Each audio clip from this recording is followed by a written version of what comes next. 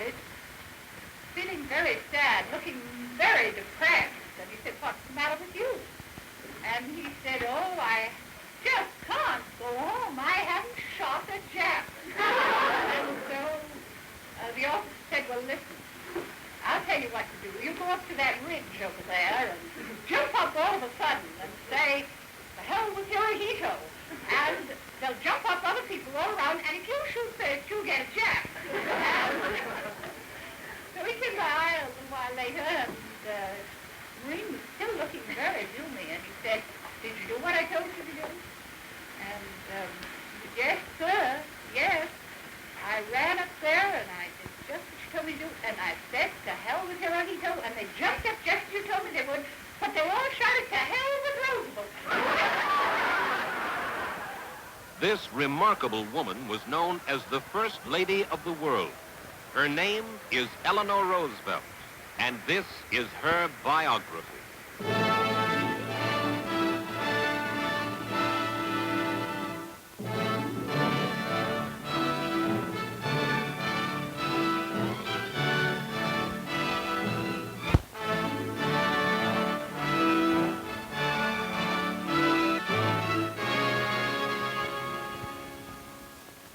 I'm Mike Wallace. This is Biography. Our story, Eleanor Roosevelt.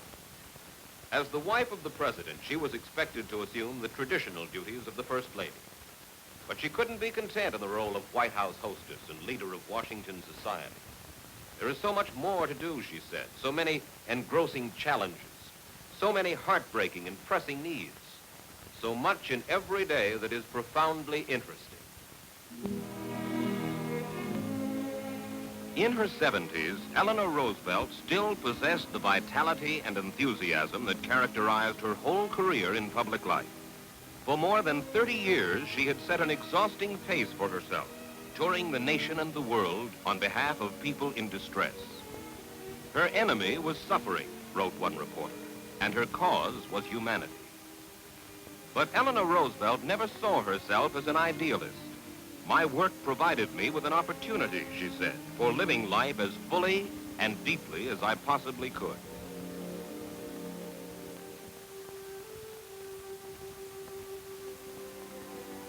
Born in 1884, Anna Eleanor Roosevelt is a shy and retiring little girl. Says her mother, "She's so plain-looking, such a funny, old-fashioned child that we called her Granny." When Eleanor is 8 years old, her mother is fatally stricken by diphtheria. She clings to her father for affection. But within 2 years, Elliot Roosevelt dies. A lonely, insecure child, she is sent to live with her grandmother. "I was made to feel," she would say later, "that nothing about me would attract attention or admiration." Occasionally, Eleanor is permitted to visit the summer home of her dynamic uncle, Theodore Roosevelt, already a prominent figure in American politics. First thing I remember is that he was horrified that I didn't know how to swim. So he thought he'd teach me as he taught all his own children, and he threw me in. And then he fished me out and lectured me on being frightened. She makes her formal entrance into New York society in 1902. "I was the first girl in my family," she recalls, "who was not a belle, and I was deeply ashamed." At a fashionable ball, she meets a fifth cousin, Franklin Delano Roosevelt. Franklin, a senior at Harvard College, launches a whirlwind courtship. Says Eleanor, "I was only 19, but when Franklin asked me to marry him, it seemed entirely natural that I should say yes." And then she adds, "It would be years before I understood what being in love, or loving, really meant." Sarah Roosevelt, Franklin's strong-willed and possessive mother, objects to the marriage, but young Franklin refuses to give up the idea. In the fall of 1904, Sarah Roosevelt reluctantly announces her son's engagement. Their wedding is attended by the President of the United States, Eleanor's uncle, Teddy Roosevelt.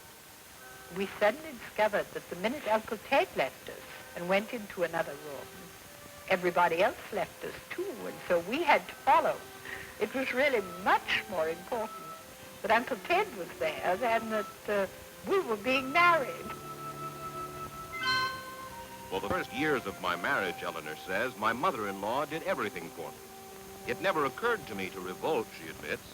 I did whatever was required of me, hoping it would bring me the approval and love I so much wanted. Franklin, a successful young lawyer, decides to enter politics, and in the spring of 1910, he runs for a seat in the New York Senate. After his election, Eleanor says simply and naively, I will learn about politics. It is a wife's duty to be interested in whatever interests her husband. In 1920, James Cox, Democratic candidate for the presidency, selects the dynamic young Franklin Roosevelt as his running mate. The whistle-stop campaigning fascinates Eleanor, but she remains in the background, fearful of the crowds, the noise and excitement of public appearances. Franklin learned a great deal. He wasn't a very good speaker in those early days. There would be horrible long pauses, and I would wonder whether he was ever going on again. But he learned. He was very young and arrogant when he started out in public life, and he learned a great deal as he went along. When the Democratic ticket is defeated, the Roosevelts resume the comfortable pattern of their life. They spend the summer of 1921 at the pleasant island resort of Campobello. But here, Eleanor Roosevelt will face one of the crises of her life, when her husband is suddenly and tragically stricken by infantile paralysis. The family is told that for the rest of his life, Roosevelt's legs will be paralyzed. His mother urges Roosevelt to dismiss all thoughts of continuing his political career. She wants him to retire to the life of a country squire, convinced that the most insignificant physical strain will cause his health to break entirely. For the first time in her life, Eleanor Roosevelt begins to fight for her convictions. With Roosevelt's political aide, Louis Howe, she wages a determined campaign to convince FDR that he must not give up.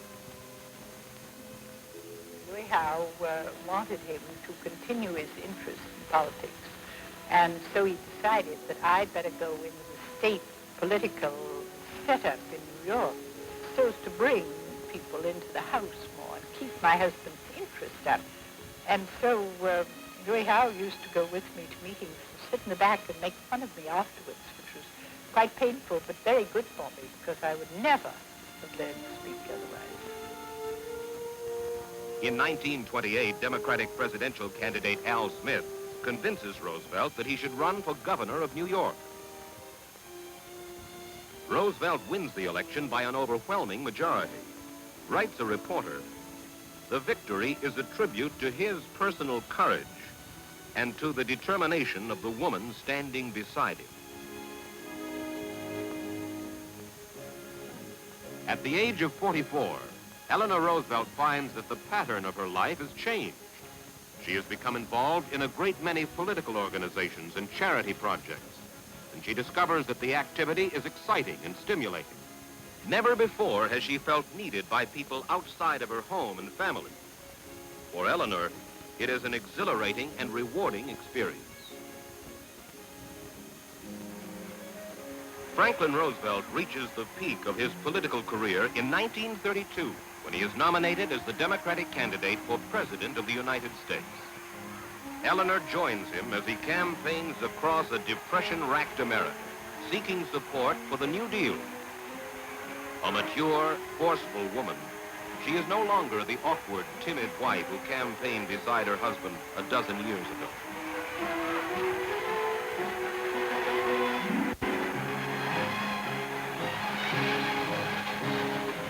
FDR is elected by one of the greatest majorities of modern times. Writes Eleanor Roosevelt, I was happy for my husband, but for myself, I was deeply troubled. As I saw it, this would mean the end of any personal life of my own. We'll be back with the second half of Biography in a moment.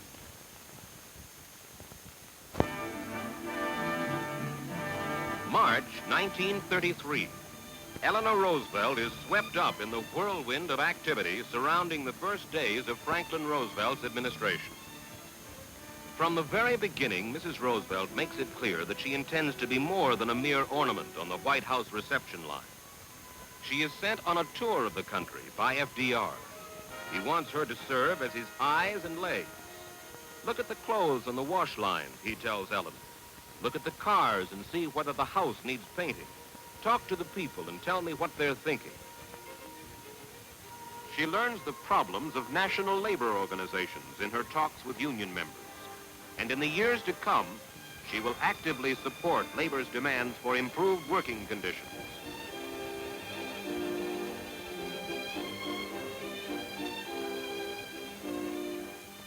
She sees inadequate housing for the aged during her tours and begins working on a program to remedy the problem. She has an insatiable curiosity, an inexhaustible supply of energy, and a genuine affection for all kinds of people.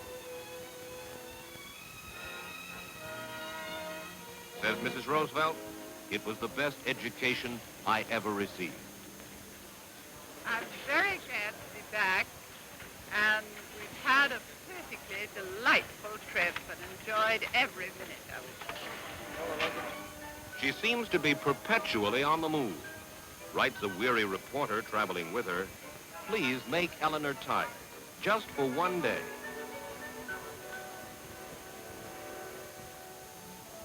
Everything Eleanor Roosevelt says and does becomes news. True to her prediction, her personal life is no longer her own. Instead, she is becoming an American institution. Even the clothes she wears are a subject of national interest. Soon, in addition to being the first wife of a president ever to hold her own weekly press conference, she writes a daily syndicated newspaper column called My Day. An accomplished horsewoman, she crowds an occasional morning ride into her hectic schedule. In these days, she recalls, I was afraid to go to sleep for fear I would miss something. Her wide-ranging activities begin to involve her in controversial national issues. When Marian Anderson is denied the right to sing in Constitution Hall because she is a Negro, Eleanor Roosevelt arranges for the concert to be held in front of the Lincoln Memorial. For the remainder of her life, she will continue to be an outspoken champion in the cause of equal civil rights for all people. She is called on by congressional committees to testify about her public statements. Blue Plains was our conception of how to care for the aged. Her formal education had prepared her only for acceptance in high society. But the practical education of the past decade has given her a working knowledge about national and world affairs. Eleanor's relationship with FDR has matured through the years. She says, he might have been happier with a wife who was completely uncritical. Nevertheless, I acted as a spur, even though spurring was not welcome. I was one of those, she adds, who served his purpose. Between the two, there exists not only a lasting bond of affection, but a deep and abiding respect for one another. It is 1942. Once again, she has become the eyes and legs of FDR, reporting to him not about a depression-riddled nation, but about a war-torn world. Traveling under the code name Rover, she visits combat areas and makes it a point to stop at every hospital. Says one battle-toughened admiral, watching the faces of those kids light up when she talked to them made you know that she was the best medicine they could have had.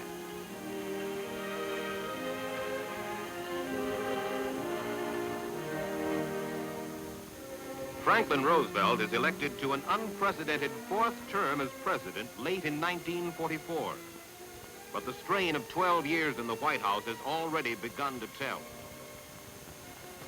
On April 12th, a terse, tragic bulletin is issued from the White House. Franklin Delano Roosevelt is dead. As the nation mourns the passing of the president, Eleanor Roosevelt attempts to put into words feelings that are deep and difficult to express. Of her husband, she says, If at the end one can say that this man used to the limit the powers that God granted him in order to achieve what he deemed to be his task, then that life has been lived well, and there are no regrets. Looking back over her own life for the past 12 years, she adds, "I think I lived these years impersonally. It was almost as if I had erected someone outside of myself. But at last, even that is over. I am now on my own."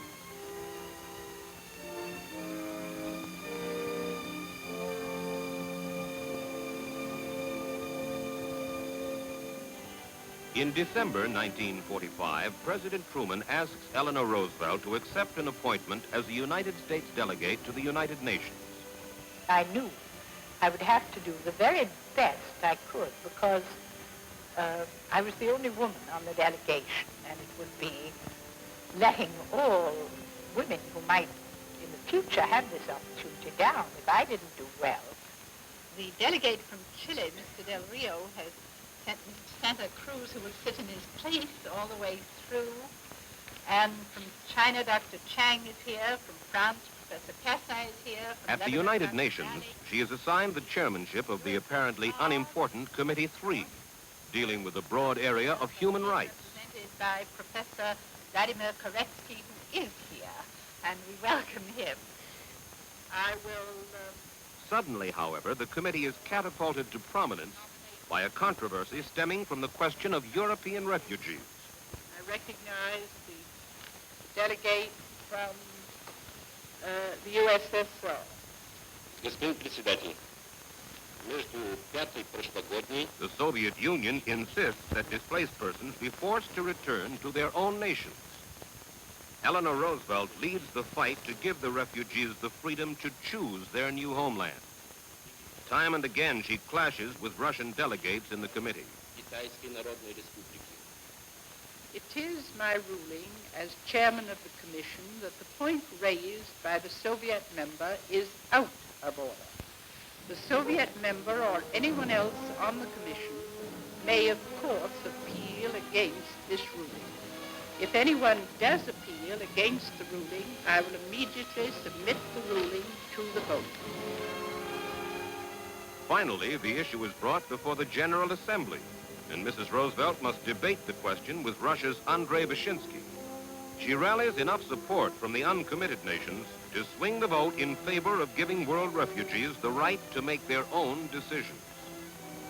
After the debate, American delegate Senator Arthur Vandenberg tells her, "We fought to keep you off the delegation, but we must now acknowledge that we have found you good to work with. We will be happy to do so again." She tours refugee camps in post-war Europe. Appalled by the suffering, she becomes more determined than ever to provide help for these people. Eleanor Roosevelt is the driving force behind the Universal Declaration of Human Rights. This Universal Declaration of Human Rights may well become the international Magna Carta of all men everywhere. We hope its proclamation by the General Assembly will be an event comparable to the proclamation of the Declaration of the Rights of Man by the French people in 1789, the adoption of the Bill of Rights by the people of the United States, and the adoption of comparable declarations at different times in other countries. Man's desire for peace lies behind this declaration. The realization that the flagrant violation of human rights by Nazi and fascist countries sowed the seeds of the last World War has supplied the impetus for the work. Man must have freedom in which to develop his full stature and through common effort to raise the level of human dignity. She continues to travel restlessly across the nation and the world, wherever she feels she can fill a need or lend a hand. Her warmth and sincerity inspire faith in the people she meets. Her genuine interest in their problems gives added meaning to her plea for brotherhood and peace. Writes a friend, In her womanliness, she has a heart that never hardens, a touch that never hurts, and a smile that never tires.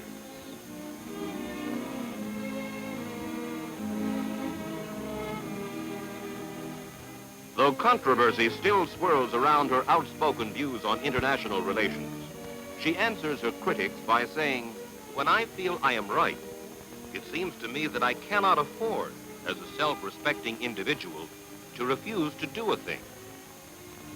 It is a remarkable statement from a woman who once said, "I could not rebel for the thought of losing someone's love and attention."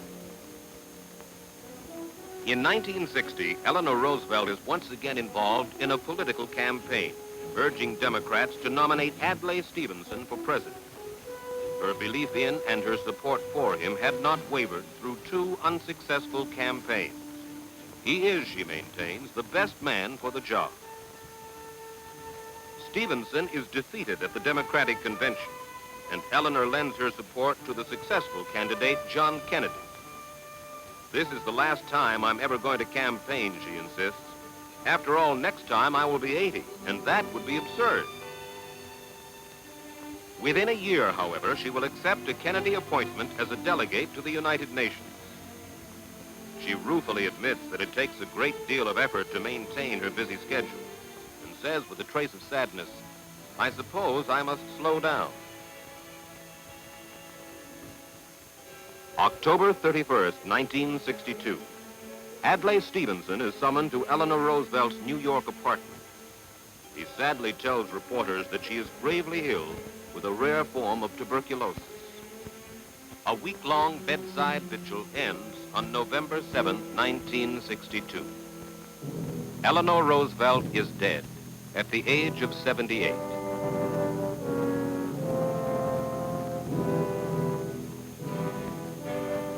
The entire world mourns the passing of Eleanor Roosevelt.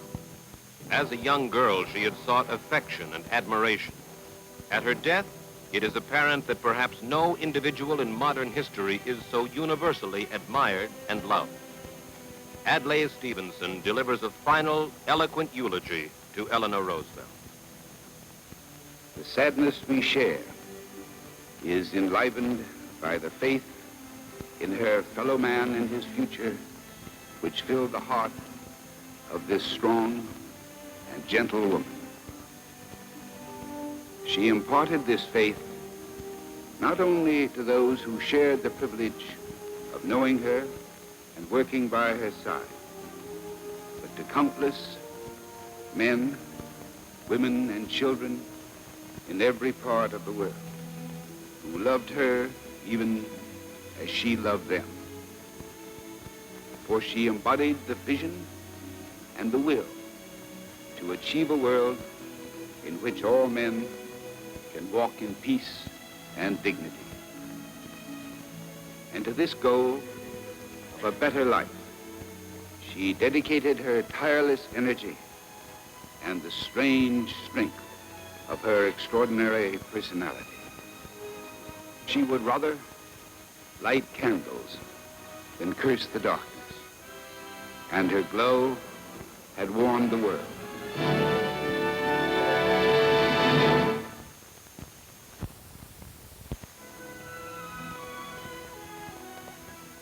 On April 23rd, 1963, the President of the United States signs a congressional act chartering the Eleanor Roosevelt Memorial Foundation. Says President Kennedy, "An institution is the lengthened shadow of a great individual. I am sure the Eleanor Roosevelt Memorial Foundation will reflect the wisdom, energy, concern for the poor, and advancement of public health, economic welfare, and international goodwill that Mrs. Roosevelt showed throughout her life. The foundation should cast a long shadow indeed." A foundation dedicated to the ideals by which she lived is a fitting memorial for Eleanor Roosevelt. She could never find contentment while others were in distress, wrote Adlai Stevenson. This was not sacrifice. This, for Mrs. Roosevelt, was the only meaningful way of life. Mike Wallace for Biography.